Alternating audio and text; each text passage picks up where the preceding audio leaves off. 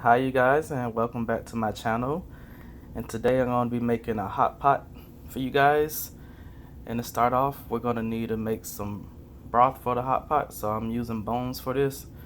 So here I got this side, I got 1.5 pounds of lamb bones, and then I got 1.5 pounds of beef bones I got from Cheek Meat. You can use whatever beef bones you have, it's fine. And then I got 4 pounds of pork neck bones. Then I cut up some vegetables to go ahead and go along with it. I got 2 onions that I cut up in here. And then I got a daikon radish that I peeled and cut up. And a big carrot. You can leave the carrot unpeeled. And we're going to roast this first. We're going to roast it at 450 for about 30 minutes until everything get nice and caramelized. Well, the meat at least. The vegetables will be. Oh, and if you're wondering what a hot pot is, it's just a pot of boiling hot broth that you dip different meat and vegetables in and eat. And it's pretty good. It's an Asian thing. This particular one is a Taiwanese style, so we'll go ahead and go with that. So I'm going to go ahead and throw this in the oven for probably about 40 minutes at 450.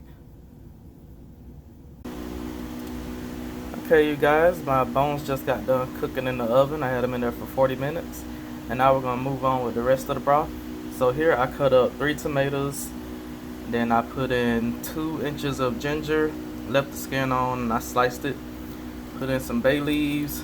I got like 5 or 6 bay leaves here. I'm making a lot of broth, so I'm using a lot of ingredients. If this is too much for your pot, just have this recipe and you'll be good to go. Cause I'm using my really big pot that I used in my previous videos, and most people probably don't have a pot like that, so just have the recipe and you'll be good. And I got some garlic here. Use 2 whole heads of garlic and cut it in half. You can use the skin and all, but I had the pre-peeled kind, so that's what I went with, and I chopped it in half. Okay, and I got some dried shiitake mushrooms. Use that. I use the pre-sliced ones. If you got the whole ones, that's fine. Just throw it on in there. It'll be all cooked the same. So I got my big pot here with the water starting to boil, and just add our ingredients in. Try not to splash. That's all that. And then I'm gonna put in probably about 2 cups worth of shiitake mushrooms, since I'm using a large pot. So probably about around 2 handfuls for me.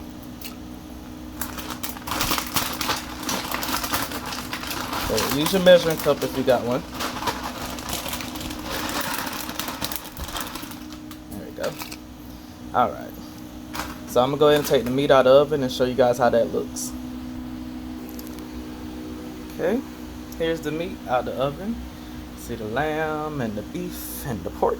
All got a nice caramelization along with the vegetables in there. Daikon radish, onions, and carrots. So we're going to add all this to the stock pot. Alright, you guys, I went ahead and put all the meat and veggies inside the pot.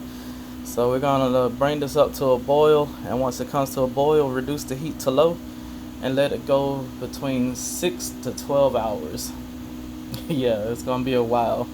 It's best to do this the day before and have it ready. You can even let this go up to 24 hours. That's fine too. But I'm probably going to do it for around 8. I think 8 is a good number for this. But if you got more time, then, you know, go for it. I'm actually doing this for my homegirl birthday. She asked me to do this for her. So, yeah, your boy finally got him a gig. So, you guys are going to see how this turns out. Hopefully, everybody loves it. Oh, and pan. Make sure you scrape out all those brown bits as best as you can. I did the best I could. I don't feel like doing it anymore. But to this, we actually need to add some pepper. I'm gonna go ahead and do that now. You guys know my favorite pepper grinder by now. It'll take quite a bit of pepper, so I'd say at least 2-3 tablespoons. Since I get using a lot, I'm using a large pot to do this in, so it'll take me a bit. But that is, I'm going to turn it off. That's pretty much it for now. I'm gonna let this go for like 8 hours, and I'll let you guys see what it looks like at the end. But till then, adios. Okay, you guys, my broth is done. This is the next morning, so my voice sounds a little funny. But I let this go for 9 hours total. And this is how it looks. This is all the veggies and meat and stuff. We're gonna strain all of this out, and we're gonna save the meat and maybe the mushrooms also, but we're gonna toss everything else out.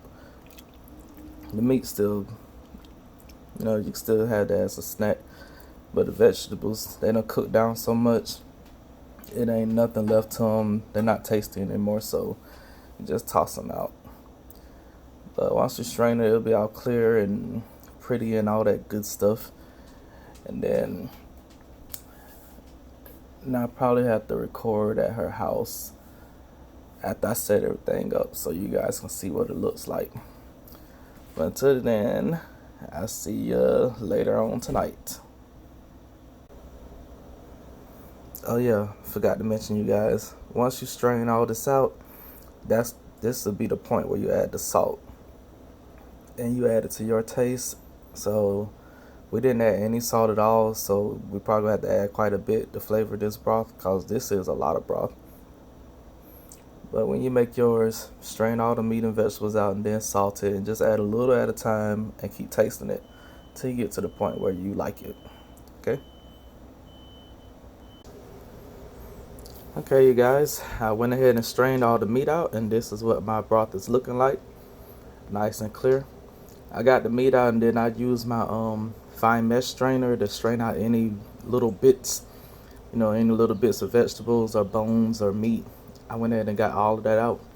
So now we got a nice clear broth. And here's all the meat right here. Well, this the vegetables. I went ahead and separate them. In case somebody wanted to eat the leftover meat, they can have it as a snack or something. But the vegetables, they definitely don't have any flavor left. Everything's in the broth. The meat don't have much flavor either, but some people like to eat it, so I'll leave it to the side. But this is it for now. When I come back, you'll see me prepping the vegetables and the other meat that we're gonna use to dip into the hot broth at the table. Because hot pot, you cook this at the table. It's a whole community thing where everybody sit down and you have the pot of boiling broth in the middle of the table. You have all your sides, your vegetables, your meats, starches, noodles, and then you have some dipping sauces, and you just sit there, you'll boil your meat real quick because it's all thin sliced and everything, so it cooks really fast. You'll boil your meat, your veggies, and then you'll dip them in your dipping sauce and eat right there at the table. It's pretty cool, but you'll see everything when I do it. But for now, this will be it until later on tonight. So I'll see you guys later. Okay, you guys, I'm about to go ahead and make one of the sauces, one of the dipping sauces for it. So here I got 2 tablespoons of ginger, 2 cloves of garlic. Oh yeah, this is gonna be a sesame peanut sauce. Gonna use the juice of 1 lime that I cut. Then we're gonna use some sesame oil, or if you don't have that, use sesame paste, tahini. That's the same thing. Then you're gonna use a tablespoon of sugar or honey. Then right here, we're gonna use a tablespoon of rice vinegar, 2 tablespoons of light soy sauce. Then we're gonna use a 1/4 cup of sesame seeds and a 1/4 cup of peanut butter. So I'm gonna go ahead and throw all this in my little food processor, and I'll show you what it looks like once it's all blended up. Alright, that's one of the sauces down. I went ahead and added like probably about 1/2 cup of cilantro to give it a little bit more flavor. It turned out pretty good. I like the flavor of it. Make sure you taste it and adjust it to how you like it. That's my first sauce, and I'm gonna make one more and we'll be good. Okay, the next sauce is a quick, easy, simple sauce. For that, we're gonna need, it's just a simple dumpling sauce that you use to dump in your pot stickers or dumplings. I'm gonna use some low sodium soy sauce again. Just pour it in. I don't even measure it. It's just pour however much you think you need. Give it a taste. And I'm gonna use a little fish sauce. Just a little bit. A lot of people don't like fish sauce because of the strong smell, but I love it. And you can use some fresh garlic or garlic powder. I'm using the powder. That's a little. Don't need a whole lot. Some vinegar. Use the same vinegar I used earlier, the rice wine vinegar. Just a little. Some sugar. Just a little bit. Okay. That's good. And then some pepper.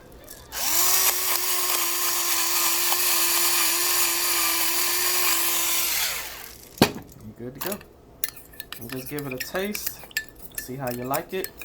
If you want to add more of something, add it. Add less of something, add it. Just play around with it till you get to the point where you like it. Oh yeah, if you want, you can add some red pepper to this. But I'm gonna just have the hot stuff on the side because not everybody where I'm going is gonna be able to eat spicy. So I just put it on the side. It's just some sriracha or some red pepper flakes is fine. That's it. That's it for the dumpling sauce. The rest of the sauces, well, 2 more sauces, is gonna be a store-bought plum sauce, so I don't have to actually make it. I'm just gonna pour it in the dish, and then some salt and pepper, and that's all I'm gonna use this time. All right, I'll see you guys when I'm ready to prep the table. Okay, everybody, I got the table all set and ready. Here you see the veggies. I got some mushrooms and corn, some the beef and pork that I showed you earlier. Fish balls and shrimp, head on, more flavor. And some dumplings, some kimchi, tofu, bok choy. And these are the sauces you saw me make earlier. Is our sesame sauce, dumpling sauce, and some store-bought plum sauce, and some salt and pepper. And I got my tea broil right here. Got no flour in. Alright, thank you for watching my video. Make sure you like, comment, subscribe for future videos, and thank you guys so much for watching. I'll see you next time. Bye.